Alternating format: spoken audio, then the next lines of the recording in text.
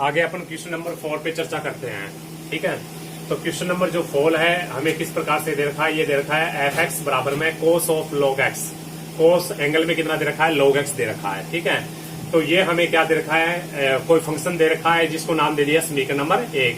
अब हमें ज्ञात क्या करना है, ये ज्ञात करना है कि एफ एक्स मल्टीप्लाई में है एफ वाई माइनस में 1/2 F X upon Y plus में है एफ एक्स इंटू वाई। ठीक है, तो इसको अपने हमें क्या करना है, इसकी वैल्यूज फाइंड आउट करनी है। तो इसके लिए सबसे पहला जो काम होता है ये होता है कि फंक्शन का मान ज्ञात करना आना चाहिए। तो फंक्शन का मान किस प्रकार से ज्ञात करते हैं, जैसे एग्जांपल के तौर पे अपन बात करें कि फलन का मान किस प्रकार से ज्ञात करते हैं। जैसे फलन कह दिया कि एफ एक्स बराबर ये है अपना x² प्लस 2 है। अब आपको f2 की वैल्यूज ज्ञात करनी है। ठीक है, तो ये ज्ञात करने के लिए अपन क्या करते हैं, देखिए कि इस फलन का कंपैरिजन इस फंक्शन से करते हैं। ये एफ एक्स दे रखा है, ये कितना दे रखा है, f2 दे रखा है। तो अब इन दोनों का आपस में कंपेयर करें तो x की जगह कितनी वैल्यू आ रही है, 2। x की जगह क्या आ रहा है, 2 आ रहा है। ठीक है, यहाँ x है, यहाँ कितना है, 2 है। तो यहाँ x बराबर 2 पुट कर देते हैं इसमें। तो x बराबर 2 पुट करेंगे तो ये आ गया f2 बराबर में क्या आएगा, 2 की स्क्वायर प्लस में 2, यानी टोटल आंसर आ गया 4 और 2 6। तो इस प्रकार से फलन का मान ज्ञात करते हैं। तो अगर आपने ये बात सीख ली हो या आप ये बात जान गए हो कि भी फंक्शन का मान किस प्रकार से ज्ञात करते हैं, तो ये जो एग्जांपल है वो निकालना बहुत ही आसान है। तो इस एग्जांपल को निकालने के लिए सबसे पहले जिसकी हमें वैल्यू फाइंड आउट करनी है, जैसे इसकी वैल्यू फाइंड आउट करनी है, तो इसको ले लिया हमने, ये ले लिया एफ एक्स ले लिया, फिर एफ वाई ले लिया, माइनस में 1/2 ले लिया, एफ एक्स अपॉन वाई है प्लस में, और एफ एक्स इंटू वाई है, तो इसको ले लिया हमने। तो सबसे पहला जो काम क्या किया, सबसे पहला जो काम है वो क्या, देखिए सबसे पहले एफ एक्स है। एफ एक्स का मान क्या करते हैं, समीकरण 1 से रख देते हैं। एफ एक्स की वैल्यूज क्या है, कोस ऑफ एंगल में लॉग एक्स है, तो कोस लॉग एक्स ले लिया। अब हमें एफ वाई ज्ञात करना है, तो अब हमें वैल्यू निकालनी है, किसकी निकालनी है, वाई की वैल्यू निकालनी है।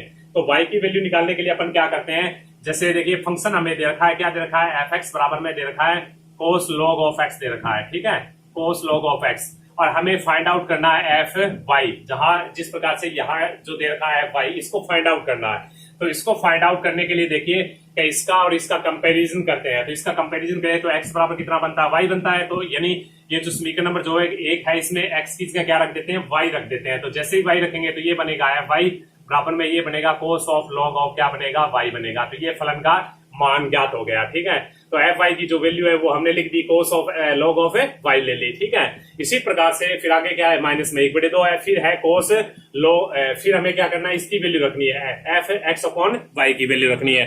ठीक है, तो एक्स अपॉन वाई की वैल्यू रखने के लिए क्या करते हैं कि जैसे ये सवाल अपने को दे रखा है। ठीक है, अब हमें इसका मान फाइंड आउट करना है कि भाई एफ एक्स अपॉन वाई का वैल्यू क्या होगी। तो ये ले लेते हैं, एक्स अपॉन वाई ले लिया और इसको फाइंड आउट करना है। तो देखिए फंक्शन हमें ये दे रखा है, एफ एक्स बराबर में क्या दे रखा है, कोस लॉग ऑफ एक्स दे रखा है। हमें फाइंड आउट करना है F X upon Y find out करना है। ठीक है, तो X upon Y find out करने के लिए देखिए यहाँ पे और इन दोनों का कंपेरिजन कर देते हैं, एक दूसरे से कंपेयर कर देते हैं। ठीक है, तो एक्स इक्वल क्या बनता है, एक्स अपॉन वाई बनता है। तो ये है ना समीकरण 1, ये जो समीकरण नंबर जो 1 है ये इसमें पुट कर देते हैं। तो इसमें पुट करें तो ये बनता है एफ एक्स अपॉन वाई, और एक्स की का क्या आ जाता है, कोस ऑफ ये कितना हो गया, log of X upon Y. ठीक है, यानी यहाँ x है तो यहाँ x आ जाता है, यहाँ y रखेंगे तो यहाँ भी y आएगा, यहाँ x अपॉन y रखेंगे तो यहाँ कितना आएगा, x अपॉन y आएगा। ठीक है, तो ये मान क्या कर देते हैं, ये इसकी वैल्यू यहाँ रख दी, फिर आगे क्या है, प्लस है, फिर इसी प्रकार से f x इंटू वाई का मान ज्ञात कर लेते हैं। ठीक है, तो ये बात आपको सारे के सारे मान हमने क्या किए हैं, पुट कर दिए हैं। ठीक है, तो सबसे पहले हमने क्या किया, एफ एक्स की वैल्यू रख दी है, फिर एफ वाई की वैल्यू रखी है, फिर माइनस में 1/2 है, फिर एफ एक्स अपॉन वाई की वैल्यू रख दी, फिर प्लस है, फिर क्या किया, एफ एक्स इंटू वाई की वैल्यूज रख दी। ठीक है, अब अपना क्या है कि अब आपको ये फॉर्मूले का पता होना चाहिए कि लॉग एम अपॉन एन का जो फॉर्मूला है वो किस प्रकार से खुलता है, कि लॉग ऑफ एम माइनस में लॉग ऑफ एन, इस प्रकार से खुलता है। ठीक है, तो अब यहाँ पे देखें क्या, देखिए कोस ऑफ लॉग ऑफ एक्स ये ऐसा कैसा ले लिया, कोस ऑफ लॉग वाई ये ऐसा कैसा ले लिया, माइनस में 1/2 ले लिया, फिर ब्रैकेट है, ब्रैकेट भी ले लिया। अब यहाँ पे देखिए कि ये क्या है, कोस, फिर एंगल में क्या है, log of X upon Y है। तो लॉग एक्स अपॉन वाई है, तो इसको अपन क्या लिख सकते हैं, लॉग एम अपॉन एन को क्या लिख सकते हैं, लॉग ऑफ एम माइनस में लॉग ऑफ एन लिख सकते हैं। तो इसी प्रकार से ये जो लिखा हुआ है इसको अपन इस प्रकार से लिख दिया, लॉग ऑफ एक्स माइनस में लॉग वाई, फिर क्या है आगे प्लस है, प्लस ले लिया, फिर कोस एंगल में क्या है, log of X into Y है। अब आपको मैंने ये भी फॉर्मूला बताया है कि log of M into N को किस प्रकार से लिखेंगे, ये लिखेंगे लॉग ऑफ m प्लस में log ऑफ क्या लिखेंगे अपन l लिखेंगे, ठीक है। तो इसी प्रकार से ये जो फॉर्मूला है ये भी खोल दिया log ऑफ x प्लस में log ऑफ y, ठीक है। अब अपन इसको आगे सरल करते हैं। इसके लिए आपको 11वीं कक्षा के कुछ दो फॉर्मूले आपको याद होने चाहिए। जैसे मैंने लिखा है कि सबसे पहले फॉर्मूला लिख दिया कोस a प्लस बी का फॉर्मूला ले लिया, ठीक है। तो a प्लस बी का फॉर्मूला क्या होता है कि ये होता है अभी कोस ऑफ a प्लस में कोस ऑफ a मल्टीप्लाई में कोस ऑफ b, फिर माइनस में ये होता है साइन ऑफ a और इंटू में साइन ऑफ b, ठीक है। अब एक ये फॉर्मूला होता है कोस ऑफ a माइनस b का, जो फॉर्मूला याद होना चाहिए इसको लिख सकते हैं अपन कोस ऑफ a मल्टीप्लाई में कोस ऑफ b माइनस में साइन ऑफ a, माइनस नहीं plus sine of a sine of क्या लिखेंगे b, ठीक है। अब हमें क्या करना है, इन दोनों का जोड़ लेना है, ठीक है। कोस a प्लस b, इसको कोस a प्लस b बोल दिया, sorry cos a minus b बोल दिया, फिर बीच में प्लस, फिर इसको कोस a प्लस b बोल देते हैं, ठीक है। तो ये आ गया cos a plus b, cos a minus b, दोनों का क्या हो रहा है, जोड़ हो रहा है। तो इन दोनों का जोड़ कर देते हैं। तो दोनों का जोड़ करें तो कोस a माइनस में b प्लस में क्या आएगा कोस a प्लस b, यानी LHS भाग है LHS भाग में जोड़ दिया, RHS भाग है RHS भाग में जोड़ दिया, ठीक है। तो दोनों को जोड़े तो ये बनता है, देखिए ये आ गया कोस ऑफ a, ये आ गया कोस ऑफ b, फिर आएगा माइनस में sine of a sine of b, फिर प्लस में ये लिख दिया cos of a b, plus में लिख दिया sine of a sine of b। अब आपको पता है कि ये दोनों में क्या है, सेम है, यानी साइन a मल्टीप्लाई में साइन b, और ये दोनों आपस में क्या हो रहे हैं, कैंसिल हो रहे हैं। तो जो कुल मिला के जो आंसर बन रहा है वो ये बन रहा है कि अभी ये दोनों एक जैसे, इसलिए इसको जोड़ देते हैं। ये बनता है कोस of a cos of b, ठीक है। तो इसका जो कुल मिला के आंसर जो आता है ना वो आता है 2 इंटू में कोस ऑफ a b आ रहा है, ठीक है। तो ये फॉर्मूला मैंने क्या किया, यहाँ पे फॉर्मूला खोला है, ठीक है। अब अपन क्या करते हैं कि अभी ये आ गया कोस a माइनस बी, फिर plus cos a plus B. तो ये देखिए ये फॉर्मूला मैंने यहाँ पे यूज में लिया है, अभी कोस a माइनस में बी और प्लस में क्या है कोस a प्लस बी। दोनों का अगर फॉर्मूला मैंने अभी आपको बताया, खोल के दिखाया है, अभी इस प्रकार से इसको खोल सकते हैं। तो खोलने तो इसका आंसर है वो ये प्राप्त होता है 2 कोस ऑफ a मल्टीप्लाई में कोस ऑफ क्या आता है b आता है, ठीक है।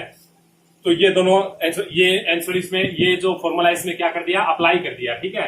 तो इसको अप्लाई करें तो देखिए आंसर आता है कोस ऑफ ये आता है log ऑफ x आ गया, फिर मल्टीप्लाई में कोस ऑफ log क्या ले लिया y ले लिया, फिर माइनस में 1/2। अब आपको पता है कि यहाँ पे क्या आएगा, इन दोनों को खोले तो ये आता है कोस of a cos of b। अब यहाँ a कौन है, log x है, और b कौन है, log y है, ठीक है। तो यहाँ लिख दिया तो 2 इंटू में ये लिख दिया कोस log ऑफ x ले लेते हैं, और फिर ले लिया कोस log ऑफ क्या ले लिया, y ले लिया, ठीक है। तो ये दोनों मल्टीप्लाई में है, 2 मल्टीप्लाई में 2 2, तो 2 से 2 कैंसिल हो गया। तो यहाँ जो आंसर बचता है वो क्या बचेगा, कोस log ऑफ x बचेगा, फिर मल्टीप्लाई में कोस ऑफ log y बचेगा, फिर यहाँ क्या बचेगा, माइनस में यही बचेगा कोस log ऑफ x बचेगा, मल्टीप्लाई में कोस बचेगा, log ऑफ कितना बचेगा, y बचेगा, ठीक है। दोनों एक जैसे हैं इसलिए दोनों कैंसिल हो जाएंगे और आंसर कितना बनाएंगे, शून्य आंसर बनाएंगे, ठीक है। तो ये बहुत ही इंपॉर्टेंट सवाल है जो IIT लेवल का सवाल है, और IIT में पूछा हुआ भी है, और 12वीं कक्षा में भी पूछा गया है, इसलिए ये इंपॉर्टेंट सवाल है, ठीक है। इसी प्रकार से अपन एक आगे इसी प्रकार से जैसे 5वां 6वां जो क्वेश्चन है ना, 5वां 6वां 7वां 8वां ये मैंने पहले से ही बता दिए, 9वां 10वां और 11वां भी। अब जो मेन जो क्वेश्चन बचता है वो बचता है एक 12वां क्वेश्चन, ठीक है। अब अपन 12वें क्वेश्चन पे चर्चा करते हैं। बाकी जो बीच की क्वेश्चन है वो सारे के सारे मैंने आपको पहले से ही बता रखे हैं, सिर्फ और सिर्फ आपको क्या करना है, उन क्वेश्चन के ऊपर काम करना है, ठीक है। तो अब अपन क्वेश्चन नंबर 12 पे बात करें तो क्वेश्चन नंबर जो 12 है वो कुछ इस प्रकार से दे रखा है, ठीक है। तो क्वेश्चन नंबर जो 12 है वो सबसे पहले हमें दे रखा है, देखिए f है, f एक फंक्शन है, जो f एक फंक्शन है, ठीक है। ये फंक्शन है वो क्या है, n से z0 के बीच में परिभाषित है, n से z0, सॉरी z से z0 नहीं, n से z0 के बीच में।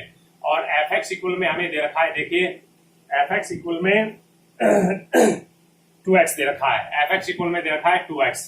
अब हमें दे रखा है g, इसके बाद में दे रखा है g है z0 से q के बीच में, ठीक है, z0 से q के बीच में। और ये दे रखा है gx बराबर दे रखा है अपने को 1/x, तो ये दे रखा है 1/x। इसके बाद में अपने को दे रखा है h हमें दे रखा है q से r के बीच में, q से r के बीच में, ठीक है, q से r के बीच में, n से z के बीच, z0 के बीच में, z0 से q के बीच में, q से r के बीच में, और hx बराबर दे रखा है e⁻x। अब आपको सहचार्य नियम का पालन करना है, सहचार्य नियम, ठीक है, ठीक है। शुद्ध फलनों के लिए जो सहचार्य जो नियम होता है उसका पालन करते हैं या नहीं करते हैं, इसके ऊपर अपन चर्चा करनी है। तो सबसे पहले क्वेश्चन जो क्वेश्चन नंबर 12 है उसको हम समझते हैं कि भी किस रूप में दे रखा है। तो सबसे पहले हमें दे रखा है जो फलन f है वो प्राकृत संख्याओं से z नॉट बोलते हैं इसको, z नॉट। और z होती है पूर्णांक संख्या, पूर्णांक संख्या में जीरो को शामिल नहीं करना है, उसका मतलब होता है z नॉट। z का मतलब होता है पूरी की पूरी पूर्णांक संख्या, यानी पूर्णांक संख्या में सारी संख्याएं लेनी है। और z नॉट का मतलब होता है कभी पूर्णांक संख्याओं में शून्य को शामिल नहीं करना है, उसके अलावा जितनी संख्या है उन संख्याओं को शामिल करना है। ठीक है, तो f जो फंक्शन है वो n से z0 के बीच में है, और fx यानी इन दोनों के बीच में जो संबंध है fx बराबर कितना है 2x है। इसी प्रकार से g जो फंक्शन है वो z0 से किसके बीच में, q होता है प्रीमियर संख्या होती है। ठीक है, तो z0 से q के बीच में है, और इन दोनों के बीच में जो संबंध है वो क्या है, gx बराबर 1/x है। इसी प्रकार से h जो फंक्शन है वो q से r के बीच में है, और hx बराबर क्या है, e की पावर x है। ठीक है, इसमें फलनों की जो सहचार्य नियम होता है, फलनों की जो संयुक्त संक्रिया होती है उनमें सहचार्य नियम का ये पालन करता है या नहीं करता, इसका आपको बताना है। और मैंने आपको ये बात लिखाई थी कि भी फलनों का जो संयोजन होता है वो सहचार्य नियम का क्या करता है, पालन करता है। ठीक है, सहचार्य नियम का मतलब ये होता है, जैसे मैंने लिख दिया FOGOH ले लिया, तो इसको हल करें या फिर इसको हल करें FOGOH। ठीक है, इसको हल कीजिए, ये दोनों का जो आंसर आएगा वो क्या आएगा, एक दूसरे के इक्वल आएगा। मैंने ये बात आपको पहले से लिखवा रखी है। ठीक है, तो अब आपको क्या करना है, तो सबसे पहले हमें ये देखना है कि हमें ये ज्ञात करना है, कुछ और ज्ञात करना है।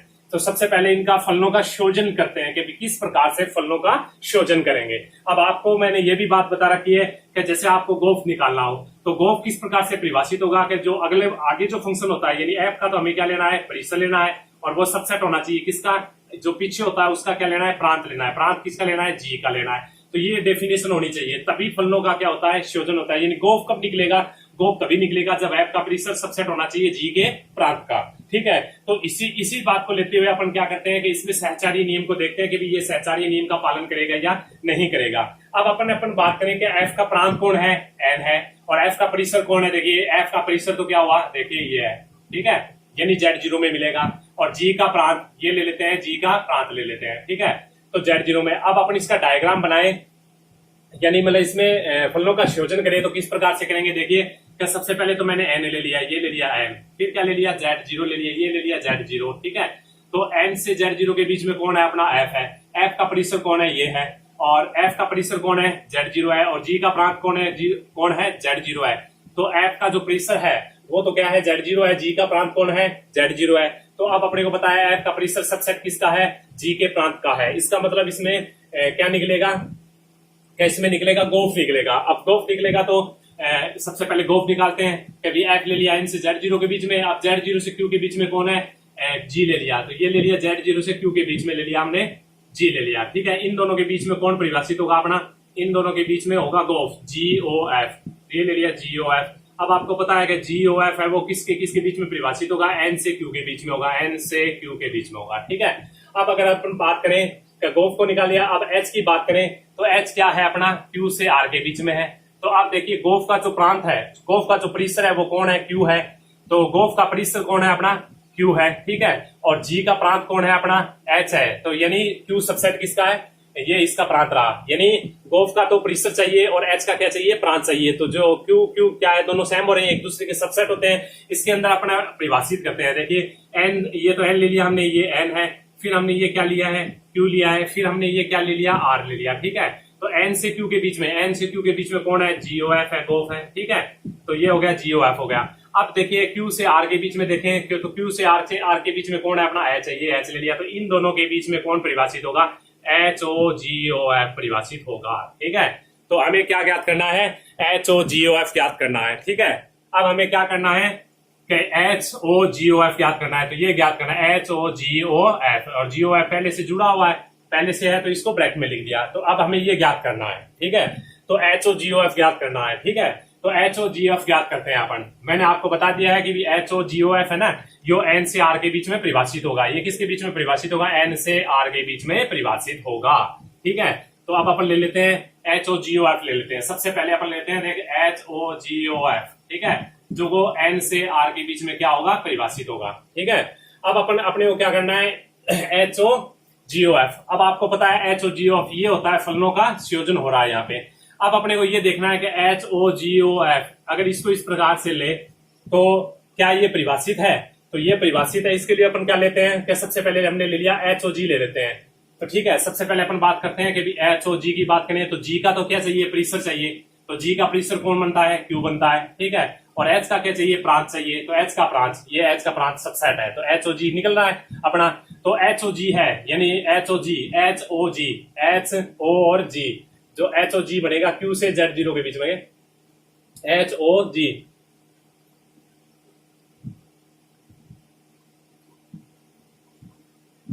हाँ, एच ओ जी लेते हैं, इसका डायग्राम बना के देखते हैं कि किसके किसके बीच में परिभाषित होगा, ठीक है। तो एच ओ जी लेते हैं। अब सबसे पहले अपने क्या ले लिया, क्या जी, जी ले लिया, एच ओ जी। सबसे पहले अपन लेते हैं इसमें एच ओ जी की बात करें तो सबसे पहले हमने जी को ले लिया। जी क्या है अपना, जी तो देखिए जेड जीरो से क्यू के बीच में है, ठीक है, क्यू के बीच में है, ये है जी। अब जी का तो प्रीसर की बात करें तो क्यू बन गया। अब एच का प्रांत ले, प्रांत कौन है, क्यू है, तो आ गया अपन ले लिया एच ले लिया, तो क्यू से आर के बीच में ये एच ले लिया। अब एच ओ जी, ये है एच ओ जी है। एच ओ जी किसके किसके बीच में परिभाषित होगा, ये होगा जेड जीरो से आर के बीच में, ठीक है।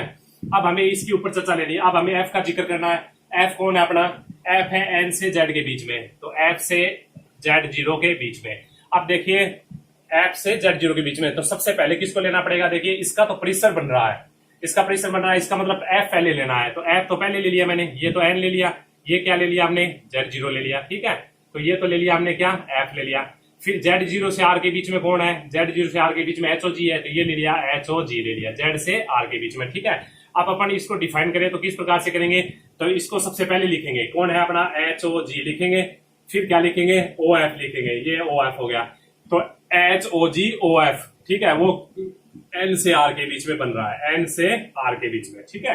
तो ये भी हमने फाइंड आउट कर लिया है, एच ओ जी, एच ओ जी ओ एफ एन से आर के बीच में, और एच ओ जी ओ एफ है, ये भी क्या है, एन से आर के बीच में। अब आप ये समझ रहे हैं कि भी, आप ये सोच रहे हो कि भी ये डायग्राम क्यों बना रहे हैं, मतलब कैसे बनाए, क्यों बना रहे हैं, किस प्रकार से बना रहे हैं। नहीं, बात ये नहीं है कि किस प्रकार से बना रहे हैं, क्यों बना रहे हैं। तो ये डायग्राम इसलिए बना रहे हैं कि अपनी मर्जी से नहीं लेना है अपने को ये थोड़ी लेना है कि एफ ओ जी ओ एच, अपनी मर्जी से नहीं लेना है।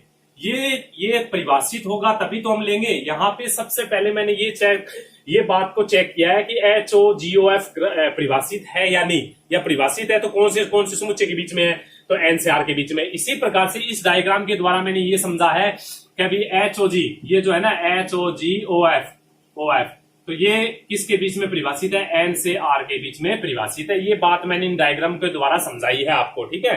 तो जैसे ही ये बात समझ में आ जाती है तो अब अपन इसके ऊपर चर्चा करते हैं, ठीक है। तो सबसे पहला मान निकालते हैं। सहचारी नियम के लिए अपने को 3 फलनों की जरूरत होती है, यानी जो भी 3 एलिमेंट की जरूरत होती है। तो यहाँ फंक्शन की बात चल रही है तो 3 फलनों की जरूरत है, तो 3 फलन है। एच कौन कौन सा, एफ जी एच है। तो एफ जी एच में जो संयुक्त जो संक्रिया है वो इस प्रकार से परिभाषित होगी। तो एक तो एच ओ जी ओ एफ होगी, दूसरी क्या होगी, एच ओ जी ओ एफ होगी। तो सबसे पहले अपन इसका मान, इसकी वैल्यूज निकालते हैं। देखिए कि इसका मान निकालना है, एच ओ जी ओ एफ का मान निकालना है, ठीक है। यहाँ ब्रैकेट है अपना, तो इस यहाँ पे एक्स ले लेते हैं, ठीक है। तो सबसे पहले ये तो देखिए एच ओ ले लिया, तो इसको अपन किस प्रकार से लिख सकते हैं, ये मैंने पहले भी बताया था। ये ले सकते हैं जी, और इसको लिख दिया एफ एक्स लिख दिया, ठीक है। तो ये ब्रैकेट ले लिया। फिर अपन क्या लेते हैं, देखिए ये ले लिया हमने, इसको इस प्रकार से लिख सकते हैं, ठीक है। तो इसको इस प्रकार से लिख सकते हैं। तो देखिए सबसे पहले तो ये तो अपना एच ही है, और यहाँ पे एफ एक्स का मान रख देते हैं। तो एफ एक्स का मान कितना हुआ, देखिए एफ एक्स का मान हुआ कितना, 2x हुआ, ठीक है। तो ये ब्रैकेट बंद कर लिया। अब आगे बात करें तो g2x, जी एक्स ले तो 1/x बनता है। यहाँ x की जगह क्या रखें, 2x रखें, तो 1 बाई क्या बनेगा, 2x बनेगा। तो ये बनेगा h का, ये है ना gx की जो g2x की जो वैल्यू आएगी वो आएगी 1/2x आएगी। तो ये फंक्शन में इसमें रखें, h में रखें, तो x रखें तो e की पावर x बनता है, और x की जगह अपन 1/2x रखें तो क्या बनेगा, e की पावर बनेगा 1/2x बनेगा। तो ये फॉर्मूला, इसका मान जो निकाला है वो मैंने ये निकाल दिया, ठीक है। अब उल्टा निकालते हैं कि एच ओ जी ओ एफ निकाला है, अब की बार इसको निकालते हैं, ठीक है। अब की बार निकाल लिया मैंने, एच ओ जी ओ एफ को निकाला है, ठीक है। ब्रैकेट कहाँ है, पहले है, और यहाँ ले लिया मैंने x ले लिया। तो सबसे पहले इसको कैसे लिखेंगे, इस प्रकार से लिखेंगे, एच ओ जी ये ले लिया, और यहाँ पे एफ एक्स ले लेते हैं, ठीक है। यहाँ लिख देते हैं एफ एक्स। तो सबसे पहले इसका मान रख देते हैं, ये आ गया एच ओ जी, और यहाँ पे एफ एक्स का मान कितना है, 2x है, तो ये लिख दिया, 2x लिख दिया, ठीक है। अब इसको कैसे खोलेंगे, ऐसे खोलेंगे, एच ओ जी ओ, यहाँ पे लिख देंगे अपन 2x लिखेंगे, ठीक है। तो 2x लिखें तो g2x का मान क्या बनेगा, g2x का मान बनेगा 1/2x बनेगा, तो ये बन गया 1/2x बनेगा। ठीक है, तो h 1/2x का मान 1/2x रखेंगे तो e की पावर क्या बनेगा, 1/2x बनेगा। देखिए ये दोनों मान क्या आ रहे हैं, सेम आ रहे हैं, तो सेम आ रहे हैं, इसका मतलब क्या है, ये सहचार्य नियम का क्या कर रहा है, पालन कर रहा है। ठीक है, तो ये सहचार्य नियम का पालन कर रहा है। ठीक है, तो यही बात थी। इसी के साथ अपना जो चैप्टर नंबर 1 है वो क्या हो जाता है, अपना कंप्लीट हो जाता है।